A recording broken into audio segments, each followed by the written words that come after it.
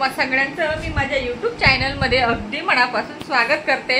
आजचा दिवस तुम्हाला खूप आनंदात जाऊ दे हीच मी समर्थ महाराजांना प्रार्थना करते। चला तर तुम्ही सगळ्यांनी आमचा व्हिडिओ स्किप न करता बघायचा आहे आणि आमच्या चॅनलला सपोर्ट करायचा आहे, हो ना शंभू? आणि आमचे व्हिडिओ आवडले तर नक्की लाईक शेअर सबस्क्राइब करा, हो ना? हाय कर सगळ्यांना, आपल्या YouTube फॅमिलीला हाय कर। हरे हरे शंभू कसं करतो तू? ओम नमः शिवाय कसं बोलतो? चला तर आता मी गावात जाते कारण बँकेत काम आहे माझं, परत माझ्यासोबत दीपाली पण आहे। बघू आता गावात काय खरेदी काय शॉपिंग बघू आता कितपत आमचं बँकेत काम होतं, कारण 2-3दा गेलो आम्ही बँकेत पण काम अजिबात झालं नाही। पण आता जातो, घरातलं माझं काम आवरलं गेलं। चला तर मैत्रिणींनो, मी तुम्हाला आज थोड्या महत्त्वाच्या टिप्स देणार आहे आणि तुम्ही लक्षात घ्यायचे आहे आणि बघायचं सुद्धा आहे आणि फॉलो सुद्धा करायचं आहे। त्याच्यासाठी व्हिडिओ पूर्ण बघायचा आहे, स्किप न करता, ठीक आहे? बघा कसं असतं ना, दैनंदिन जीवनात आपल्याला बऱ्याच आर्थिक अडचणी येत असतात आणि आर्थिक अडचणी यायला नको त्यासाठी मी तुम्हाला छोटासा जो उपाय आहे तो सांगणार आहे। आणि बघा कसं असतं, जीवन जगायला आपल्याला खूप पैसा लागतो आणि सध्याच्या काळात तर म्हणजे प्रत्येक ठिकाणी पैसा हा हवाच असतो। त्यामुळे आपल्याला धनधान्य लाभासाठी जे काही छोटासा उपाय आहे तो मी तुमच्यासोबत शेअर करणार आहे, कारण मी सुद्धा ते उपाय केलेले आहेत। चला म्हटलं मी माझ्या YouTube फॅमिली सोबत शेअर करते जेणेकरून तुम्हाला सुद्धा मदत होईल।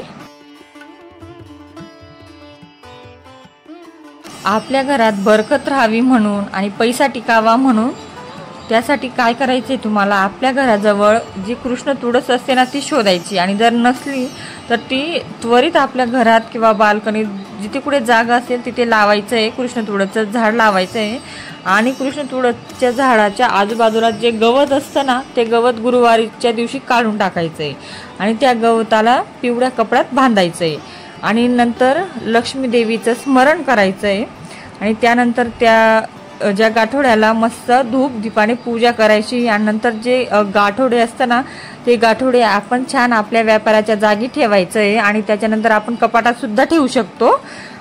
त्याच्याने आपल्या घरात खूप मोठी बरकत राहते।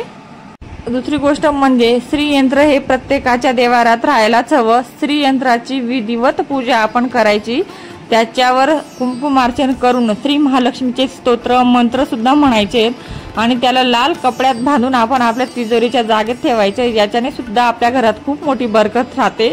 त्याच्यानंतर एक नारळ घ्यायचा आहे आणि त्या नारळाची छान मस्त धूप दीप लावून हळद कुंकू अक्षता टाकून पूजा करायची। त्याच्यानंतर त्याला लाल कपड्यात गुंडाळून घ्यायचं आहे आणि आपल्या तिजोरीत ठेवायचं आहे, याच्याने सुद्धा आपल्या घरात खूप छान बरकत राहते। आणि ज्या घरात नियमित श्रीसूक्ताचं पठण केलं जातं त्या ठिकाणी लक्ष्मी अखंड निवास करत असेल, तेथे धनाची कमी कधीच पडत नाही। आणि श्री महालक्ष्मीचे ध्यान करून मस्तकावर शुद्ध केसराचा टिळा जर आपण लावला तर आपल्याला दिवसभर आपल्यासोबत शुभ वार्ताही घडत असते, म्हणजे शुभ गोष्टी आपल्यासोबत घडत असतात आणि सगळं काही आपल्या आयुष्यात चांगलं घडत असतं। प्रत्येक शनिवारी काळ्या कुत्र्याला चपाती खाऊ घालायची। त्याच्यानंतर आपल्या तिजोरीत सोन्याचा चौकोनी शिक्का तिजोरीमध्ये ठेवायचा आहे, त्याच्याने सुद्धा आपल्या घरात खूप छान बरकत राहते। आणि आपल्या घरात नेहमी मोरपीस लावून ठेवायचे आणि प्रत्येक गुरुवारी तुळशीला दूध अर्पण करायचं आहे। त्याच्यानंतर पिंपळाच्या झाडाला आपण मोहरीचा दिवा लावायचा आहे, त्याच्याने सुद्धा आपल्या घरात खूप छान बरकतही राहत असते। आणि देवी लक्ष्मीच्या चित्रापुढे 9 वातीचा शुद्ध तुपाचा दिवा लावायचा आहे तुम्हाला। आणि म्हणजे बघा तुमच्याकडे जर महालक्ष्मी देवीचा फोटो असेल किंवा चित्र असेल त्याला 9 वातीचा शुद्ध तुपाचा दिवा लावायचा आहे, त्याच्याने घरात खूप छान बरकत राहते।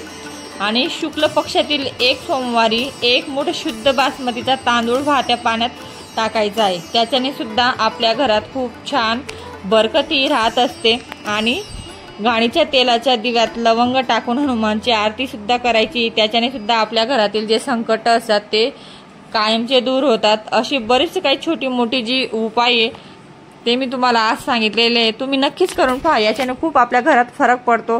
हे मी स्वतः केलेले आहेत, त्याच्यामुळे म्हटलं चला मी माझ्या YouTube फॅमिली सोबत शेअर करावं असं वाटलं। चला तर आवडला व्हिडिओ तर लाईक करा, शेअर करा, सबस्क्राईब करा. आज बाहेर गेले, त्याच्यानंतर बँकेत माझं जे काम होतं, मी दीपाली आम्ही सोबत होतो. परत साड्या घ्यायच्या होत्या, साड्या पण घेतल्या. काही थोडी मोठी शॉपिंग करायची होती. परीला रेनकोट घ्यायचा होता, त्याच्यानंतर शूज घ्यायचे होते.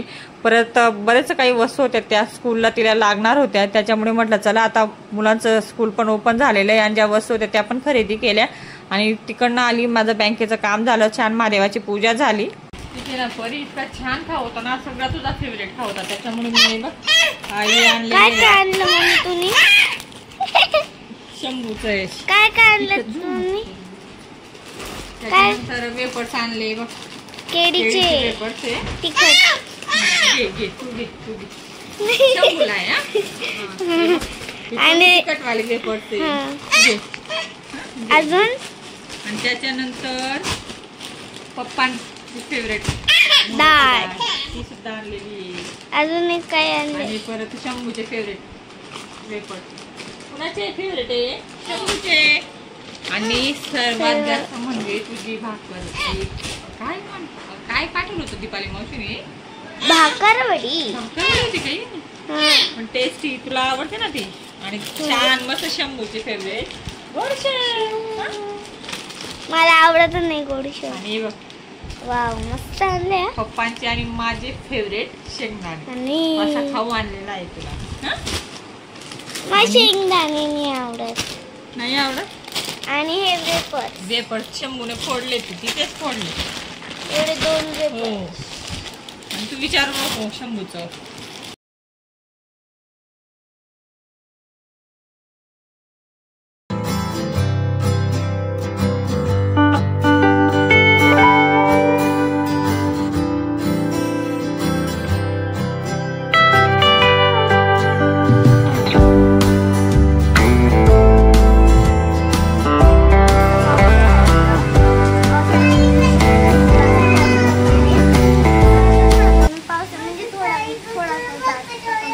अच्छा. आणि मग क्लासला जायचं काय? रेनकोट आहे पण बॅग मध्ये ठेवा जागाच नाहीये. असेल ना, भरपूर जागा आहे तुझ्या बॅग मध्ये. नाहीये. हो. नाहीये. आता जर 3:30 वाजेपर्यंत जर पाऊस नाही गेला तर ट्युशन ना खायचं. पण जायचं आहे ट्युशनला तुला? नाही. हो. नाही. हो. नाही. भारी आणि हिरवगार पाऊस चालू आहे. पाऊस हिरवागार आहे. म्हणजे झाडं खूप हिरवी दिसत आहे. झाडं खूप छान दिसत आहे. ढग बघ किती सुंदर दिसत आहे ना. अगदी थोडं थोडं रिकामं झाल्यासारखं वाटतंय. आता जर 3:30 वाजेपर्यंत पाऊस नाही आला तर काही शक्य नाही सकाळी क्लासला जायला. पण रेनकोट मध्ये म्हणजे जे रेनकोट आहे ना त्या बॅग मध्ये ठेवा जागा नाही पाहिजे. असं आहे. हो. जायचंय ना.